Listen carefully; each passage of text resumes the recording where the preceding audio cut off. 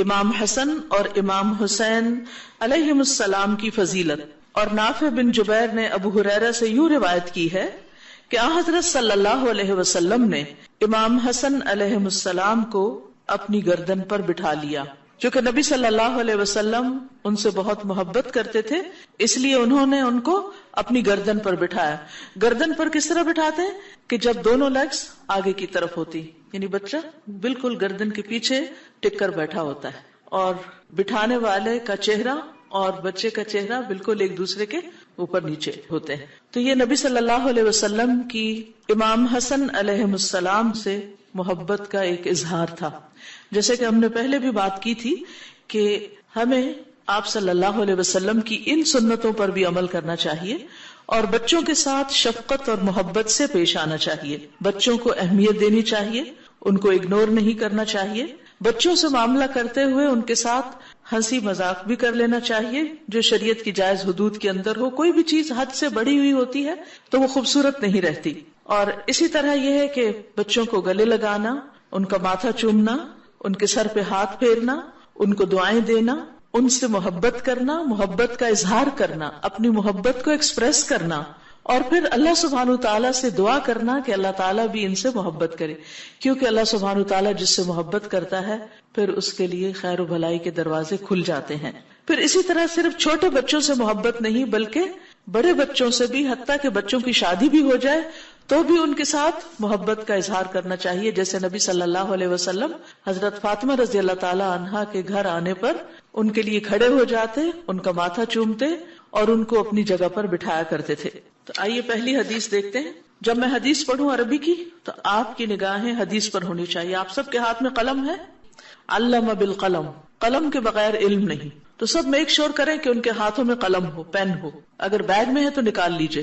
اور جو لفظ میرے منہ سے نکلتا ہے اور آپ کے کانوں سے ٹکراتا ہے، آپ اس لفظ کے اوپر پین رکھیں اور ایک ایک لفظ کو دیکھتے جائیں تاکہ آپ کو احادیث سے ایک فیملیرٹی ہو، آپ ان سے مانوس ہوں. حدثنا صدقۃ حدثنا ابن عیینۃ حدثنا ابو موسیٰ عن الحسن سمع ابا بکرۃ سمعت النبی صلی اللہ علیہ وسلم علی المنبر والحسن الى جنبه ينظر الى الناس مرة واليه مرة ويقول ابني هذا سيد ولعل الله ان يصلح به بين فئتين من المسلمين.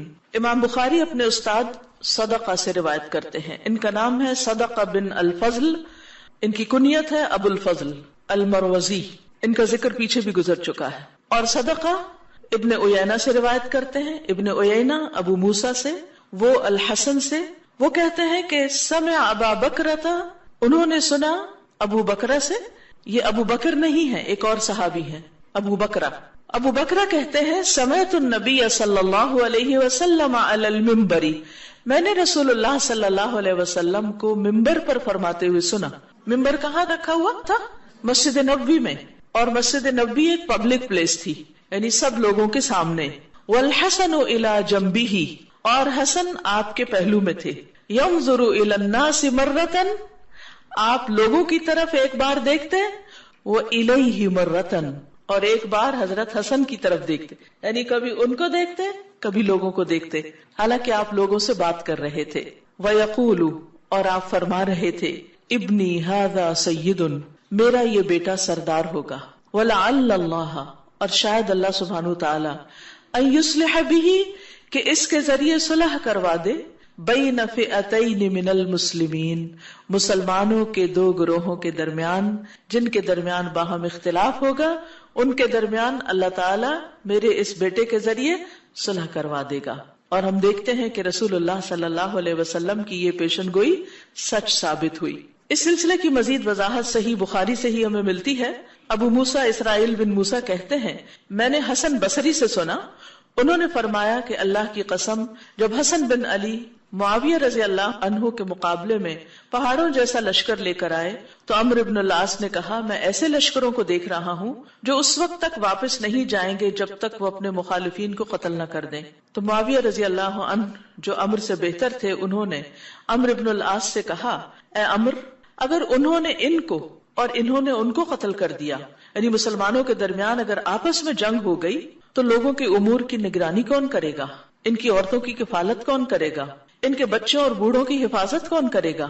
پھر معاویہ رضی اللہ عنہ نے قبیلہ عبد شمس سے 2 آدمی جن کا نام عبد الرحمن بن سمرہ اور عبداللہ بن عامر بن قریظ تھے ان کو بھیجا اور ان سے کہا کہ تم حضرت حسن کے پاس جاؤ اور ان کو کچھ پیشکش کرو، ان سے گفتگو کرو اور ان سے کچھ مطالبے کرو۔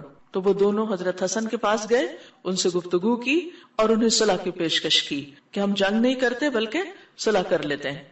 حضرت حسن نے ان سے فرمایا کہ ہم عبد المطلب کی اولاد ہیں اور ہم نے خلافت کی وجہ سے کچھ نہ کچھ مال حاصل کر لیا ہے، اور یہ لوگ جو ہمارے ساتھ ہیں یہ اپنے خونوں میں بہت خرابی کر چکے ہیں۔ یعنی آپ کو معلوم ہے کہ نبی صلی اللہ علیہ وسلم کے بعد حضرت ابوبکر کے دور میں جب فتنہ ارتداد اٹھا تھا، یعنی بہت سے لوگ جو نئے نئے مسلمان ہوئے تھے، ابھی ایمان ان کے دلوں کے اندر نہیں گیا تھا، وہ بہت نئے تھے اسلام میں، تو آپ نے دیکھا کہ ان میں سے بہت سے لوگ پھر مرتد بھی ہو گئے تھے۔ پھر حضرت ابوبکر رضی اللہ تعالیٰ عنہ کی کوششوں سے واپس وہ اسلام کی طرف آئے۔ تو اس سے یہ پتہ چلتا ہے کہ صحابہ کرام کی تو اپنی ایک جماعت تھی جو نبی صلی اللہ علیہ وسلم کی تربیت یافتہ تھی، لیکن مدینہ میں صرف یہی لوگ نہیں رہتے تھے، اور مدینہ کے آس پاس جب اسلامی سلطنت بہت پھیل گئی تھی اس میں ہر طرح کے لوگ موجود تھے۔ لہٰذا بعد کے ادوار میں جب صحابہ کے درمیان کچھ اجتہادی اختلافات ہوئے تو ایسے ہی لوگ دونوں گروہوں میں کچھ ادھر کچھ ادھر شامل ہو گئے۔ اور آپ کو معلوم ہے کہ اسلام سے پہلے بھی دور جاہلیت میں عرب قبائل آپس میں لڑائی جھگڑے کرتے رہتے تھے۔ تو بہرحال انہوں نے کہا کہ یہ جو لوگ اس وقت ساتھ ہیں تو یہ تو پہلے بھی بہت کچھ لڑائی جھگڑے اور قتل و غارت کر چکے ہیں، تو ایسا نہ ہو کہ یہ کچھ اور مسئلہ کھڑا کر دیں، تو پھر یہ سارے انتظامات کون چلائے گا اگر مسلمانوں کا اس طرح قتل و غارت ہو گیا۔ تو اس پر حضرت حسن بصری کہتے ہیں کہ جب انہوں نے حضرت حسن کو کچھ چیزوں کی پیشکش کی کہ آپ ان مطالبوں کو مانتے ہیں، تو حضرت حسن نے کہا کہ اس کی ذمہ داری کون لے گا کہ جو کچھ تم کہہ رہے ہو وہ پورا کون کرے گا؟ تو ان 2 لوگوں نے کہا کہ اس کی ذمہ داری ہم لیتے ہیں۔ اس کے بعد حضرت حسن نے جس چیز کا مطالبہ کیا وہ دونوں یہی کہتے رہے کہ ہم اس کے ذمہ دار ہیں۔ چنانچہ حضرت حسن نے امیر معاویہ سے صلح کر لی، اور اس طرح جو خلافت تھی وہ حضرت حسن پھر دستبردار ہو گئے، پیچھے ہٹ گئے خود، اور 6 مہینے تقریباً انہوں نے خلافت کی ذمہ داری سنبھالی تھی۔ اس کے بعد وہ حضرت معاویہ کو دے دی گئی۔ حضرت حسن کہتے ہیں کہ میں نے ابو بکرہ کو کہتے ہوئے سنا کہ میں نے رسول اللہ صلی اللہ علیہ وسلم کو منبر پر دیکھا جبکہ حسن بن علی آپ کے پہلو میں بیٹھے تھے۔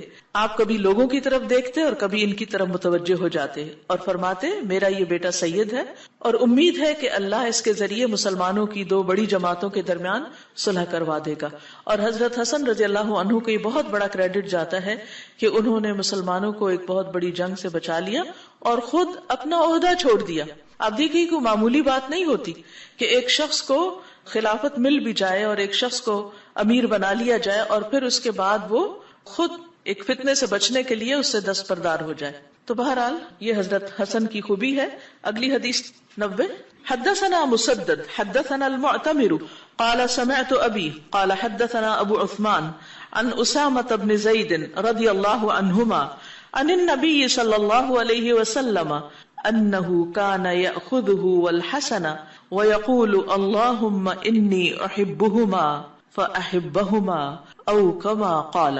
امام بخاری کہتے ہیں کہ ہم سے مسدد نے بیان کیا، مسدد بن مسرحد بن مسربل، یہ ان کے باپ اور دادا کا نام تھا، الاسدی، قبیلہ بنو اسد سے تعلق رکھتے تھے، یہ امام بخاری کے استاد تھے، ان سے یہ حدیث روایت ہو رہی ہے۔ مسدد نے معتمر سے روایت کیا، معتمر کہتے ہیں سمعت ابی، میں نے اپنے والد کو سنا، قالا وہ کہتے ہیں حدثنا ابو عثمان، ہمیں ابو عثمان نے حدیث بیان کی، ان اسامہ بن زید، اسامہ بن زید رضی اللہ عنہما سے، ان النبی صلی اللہ علیہ وسلم، اور وہ نبی صلی اللہ علیہ وسلم سے روایت کرتے ہیں، انہ کان یأخذہ، کہ آپ صلی اللہ علیہ وسلم حضرت اسامہ کو لے لیتے تھے یعنی اٹھا لیتے تھے، والحسن، اور حضرت حسن کو بھی، ویقول، اور فرماتے، اللہم انی احبہما، اے اللہ میں ان دونوں سے محبت کرتا ہوں۔ آپ کو یاد ہوگا کہ حضرت اسامہ جو تھے وہ ام ایمن حبشیہ کے بیٹے تھے اور سیاہ فام تھے، جبکہ حضرت حسن بہت سفید تھے۔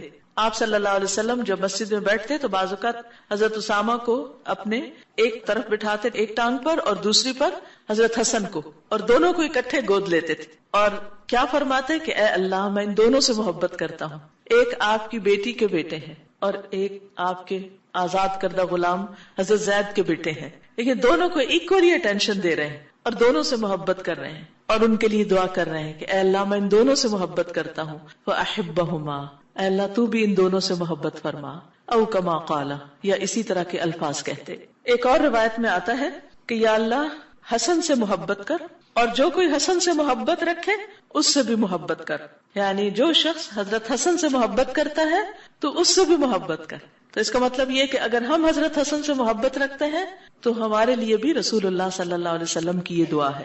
نیکسٹ حدیث ہے، حدثني محمد بن الحسين بن ابراہیم قال حدثني حسين بن محمد حدثنا جرير عن محمد عن انس بن مالك رضي الله عنه اتي عبيد الله بن زياد برأس الحسين عليه السلام فجعل في تست فجعل ينكت وقال في حسنه شيئا فقال انس كان اشبههم برسول الله صلی اللہ علیہ وسلم وكان مخضوبا بالوسمة۔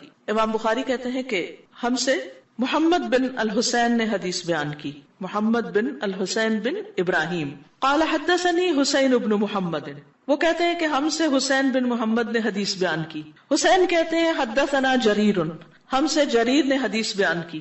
جریر کہتے ہیں عن محمد، ہم سے محمد نے روایت کیا۔ عن انس، محمد کہتے ہیں ہم سے انس بن مالک نے روایت کیا رضی اللہ عنہ۔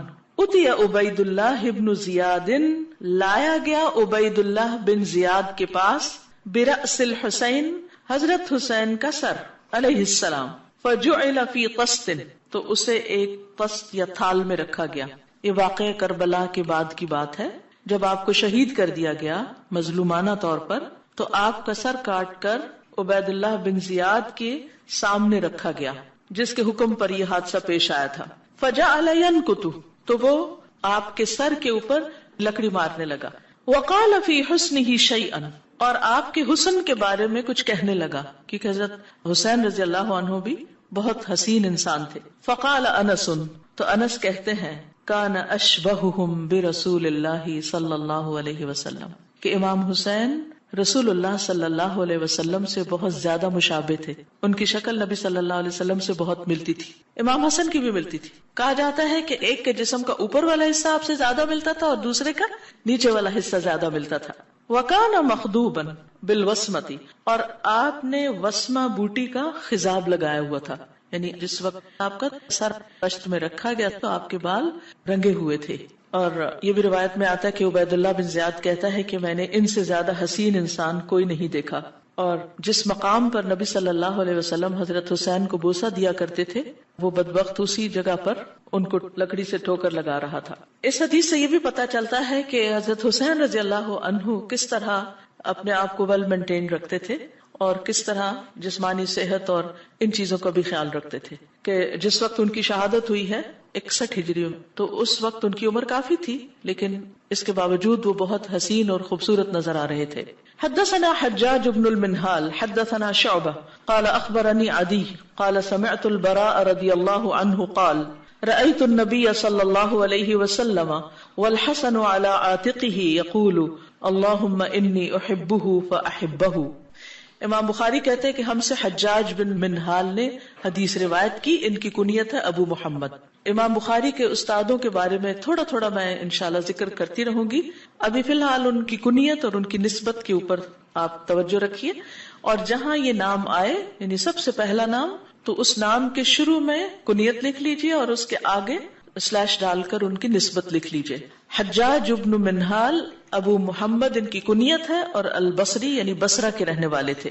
حدثنا شعبہ، یہ کہتے ہیں کہ ہم سے شعبہ نے بیان کیا، قال اخبرنی عدی، وہ کہتے ہیں مجھے عدی نے خبر دی، قال سمعت البراء رضی اللہ عنہ، وہ کہتے ہیں کہ میں نے براء رضی اللہ عنہ کو کہتے ہوئے سنا، رأیت النبی صلی اللہ علیہ وسلم، براء کہتے ہیں کہ میں نے خود نبی صلی اللہ علیہ وسلم کو دیکھا، والحسن بن علی علی عاتقہ، اور حسن بن علی رضی اللہ عنہ آپ کے کندھے پر سوار تھے۔ کندھے پر کیسے سوار ہوتے ہیں؟ جب ایک ٹانگ سامنے اور ایک پیچھے ہوتی ہے، اور چہرہ یعنی فیس کی طرف یعنی نبی صلی اللہ علیہ وسلم کے، اور وہ اس طرح بیٹھے ہوئے تھے یعنی اس طریقے پر، ٹھیک ہے۔ یقول، آپ فرما رہے تھے اللہم انی احبہ و احبہ، اے اللہ میں اس سے محبت کرتا ہوں، تو بھی اس سے محبت کر۔ اس سے یہ پتہ چلتا ہے کہ نبی صلی اللہ علیہ وسلم جب ان کو اٹھاتے تو ان کو دعائیں دیتے، تو ہمیں بچوں کو دعائیں بھی دینی چاہیے۔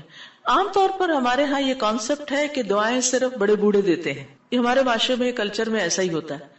اس کا تعلق بڑھاپے سے نہیں، دعا کسی بھی عمر میں کسی کو دی جا سکتی ہے، اور دعائیں دینا سیکھیے، کیونکہ بہترین تحفہ جو کسی کو کوئی دے سکتا ہے وہ ایک اچھی دعا ہے، اور اگر وہ دعا اس کے حق میں قبول ہو جائے تو آپ دیکھیے کہ اس کے لیے تو فائدہ ہے ہی ہے، لیکن جب آپ دعا دے رہے ہوتے ہیں تو فرشتہ اس پر آمین کہتا ہے، اور فرشتہ آپ کے لیے وہی دعا کرتا ہے۔ یعنی اگر آپ کہتے ہیں کہ اللہ تعالیٰ فلاں سے محبت فرما، تو فرشتہ کہتا ہے کہ اللہ تعالیٰ تو اس شخص سے جو کسی کو دعا دے رہا ہے اس سے بھی محبت فرما۔ تو کسی کو دعا دینے میں فائدہ ہی فائدہ ہے، نقصان نہیں۔ اور یہ دعائیں اپنے گھر والوں سے شروع کرنی چاہیے۔ ہم بعض اوقات دوسروں کو تو لکھتے ہیں تو ان کو سلام، پیار، دعا سب کچھ لکھ دیتے ہیں یا بول بھی دیتے ہیں، لیکن گھر والوں سے محبت ہوتی بھی ہے دل میں تو اس کا اظہار نہیں کرتے، تو گھر والوں سے بھی کہنا شروع کیجئے، ان کو بھی دعائیں دیجئے۔ اور خاص طور پر جیسے پہلے میں نے ذکر کیا تھا کہ والدین کا ہم پر بہت احسان ہے، یعنی صبح لازمی طور پر آپ اپنے والدین کے لیے دعا کریں۔ قرآن مجید کو جو آپ روز صبح تلاوت کرتے ہیں اس کے پہلے صفحے پر لکھ کے رکھ لیں، رب ارحمہما کما ربیانی صغیرا۔ قرآن مجید کی تلاوت کے بعد بھی دعائیں قبول ہوتی ہیں، تو اس وقت آپ یہ دعا کریں۔ اور اگر ان میں سے کوئی فوت ہو چکا ہے تو میت کی بخشش کی دعا جو ہے وہ آپ ان کے لیے کر سکتے ہیں۔ تو اس سے آپ دیکھیں گے کہ آپ کی اپنی زندگی میں بہت خیر و برکت آئے گی۔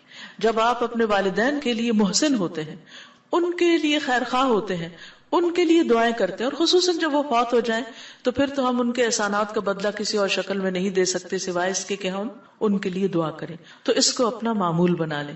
اسی طرح اپنے بچوں کو بھی دعا دیں، اور اس کے لیے آپ کیا کر سکتے ہیں؟ مثلاً جو ایک پہلا پیج ہے یا کوئی بڑا سا اسٹیکر لے کر اس میں سب سے اوپر لکھیے رب ارحمہما کما ربیانی صغیرا، اس کے بعد ربنا ہب لنا من ازواجنا وذریاتنا قرۃ اعین واجعلنا للمتقین اماما۔ اور اگر آپ کے بچوں میں سے کوئی بگڑا ہوا ہے یا وہ بات نہیں مانتا یا آپ چاہتے ہیں کہ وہ اور زیادہ دین میں ترقی کرے، تو پھر یہ دعا رب اوزعنی ان اشکر نعمتک التی انعمت علی وعلی والدی وان اعمل صالحا ترضاہ واصلح لی فی ذریتی وَأَصْلِحْ لِي فِي ذُرِّيَّتِي، اللہ میری اولاد کی اصلاح کر دے، میری اولاد میں اصلاح فرما دے۔ انی تبت الیک، میں تجھ سے توبہ کرتا ہوں، جو بھی غلطیاں مجھ سے ہوئی، جو کوتاہیاں ہوئی، جو میں نے ان کی تربیت میں کمی کی اپنی نادانی کی وجہ سے، اے اللہ تو اس کو مجھے معاف کر دے۔ وَإِنِّي مِنَ الْمُسْلِمِينَ، اور میں فرما برداروں میں سے ہوں، میں تیرا وفادار ہوں، میں تیرا تابعدار ہوں۔ تو اس طرح یہ کچھ دعائیں ایسی ہیں کہ جن کو آپ اپنے روٹین میں شامل کر سکتے ہیں، اور کسی دن دعا کرتے ہوئے ٹائم بھی آپ نوٹ کر سکتے ہیں کہ کتنی دیر لگی۔ اب یہ نہیں کہ یہ کسی حدیث سے ثابت ہے، یہ دعائیں تو قرآن و سنت ہی کی ہیں، لیکن اس وقت صرف آپ کو پابندی کرنے کا طریقہ بتایا جا رہا ہے۔ آپ یہ بھی کر سکتے ہیں کہ کسی نماز کے بعد پڑھیں، ضروری نہیں کہ آپ قرآن مجید کے بعد پڑھیں، آپ کسی نماز کے بعد پڑھ لیں، آپ کہیں لکھ کے لگا لیں، دن کے کسی حصے میں ان کے لیے دعا کریں، لیکن ان اپنے قریبی لوگوں کو اپنی دعاؤں میں ضرور یاد رکھیں۔ اور اس کے بعد سب مسلمانوں کے لیے باقی جو دعائیں ہیں، ربنا آتنا فی الدنیا حسنۃ، تو جمع کا صیغہ جب آپ استعمال کریں تو اس میں اپنے لیے، اپنے خاندان کے لیے، اپنے دوستوں کے لیے، شاگردوں کے لیے، سب مسلمانوں کے لیے اس میں نیت کر لیں کہ اللہ تعالیٰ سب کا بھلا کر۔ ٹھیک ہے، تو نبی صلی اللہ علیہ وسلم کی یہ سنت جو ہے دوسروں کو دعا دینے کی، اسے ہمیں اپنی زندگی میں شامل کرنے کی ضرورت ہے۔ نیکسٹ حدیث ہے، حدثنا عبدان اخبرنا عبد اللہ قال اخبرني عمر بن سعید بن ابی حسین عن ابن ابی ملیکۃ عن عقبۃ بن الحارث قال رأيت ابا بکر رضی اللہ عنہ وحمل الحسن وهو يقول بأبي شبیہ بالنبی صلی اللہ علیہ وسلم لیس شبیہ بعلی وعلی یضحک۔ امام بخاری کہتے ہیں کہ ہم سے عبدان نے روایت کیا۔ عبدان عبداللہ بن عثمان بن جبلہ ہے الازدی۔ وہ کہتے ہیں کہ اخبرنا عبداللہ، ہمیں عبداللہ نے بیان کیا۔ عبداللہ بن مبارک کی طرف اشارہ ہے جو ان کے استاد تھے عبدان کے۔ اور وہ کہتے ہیں کہ ہم سے عمر بن سعید بن ابی حسین نے، اور انہوں نے ابن ابی ملیکہ سے، انہوں نے عقبہ بن حارث سے، انہوں نے کہا میں نے ابو بکر کو دیکھا، رأیت ابا بکر، کس نے دیکھا؟ کس نے دیکھا؟ ہاں توجہ سے دیکھیے نا کہ کون کہہ رہا ہے میں نے دیکھا. عقبہ بن حارث کہہ رہے ہیں میں نے دیکھا ابو بکر رضی اللہ عنہ کو. کیا دیکھا؟ وحمل الحسن، اور وہ حسن کو اٹھائے ہوئے تھے، بچے تھے تو ان کو گود لیے ہوئے تھے. وہو یقول، اور وہ کہہ رہے تھے بی ابی، میرے ماں باپ قربان ہوں، میرا باپ تجھ پہ صدقے. جیسے ہم کہتے ہیں نا، ہم کہتے ہیں میں صدقے جاؤں، تو وہ کہتے تھے بے ابی، میرا باپ تم پہ صدقے جائے. شبیہم بن نبی صلی اللہ علیہ وسلم، کہ تم، یعنی حسن کو اٹھا کے تھے، تم نبی صلی اللہ علیہ وسلم سے کتنا زیادہ ملتے ہو. یہ تو نبی صلی اللہ علیہ وسلم کی شبیہ ہے، آپ سے مشابہت رکھتے ہیں، آپ سے ریزمبلنس رکھتے ہیں. لیسا شبیہم بے علی، یہ علی کے مشابہ نہیں ہے. وعلی یضحک، اور حضرت علی یہ دیکھ رہے تھے اور وہ ہنس رہے تھے. یاد رکھیے کہ صحابہ کرام کی آپس میں دوستی تھی اور وہ ایک دوسرے سے محبت کرتے تھے. یہ بعد کے لوگوں نے اس قسم کی غلط فہمیاں پیدا کی کہ وہ شاید ایک دوسرے سے گرج رکھتے تھے.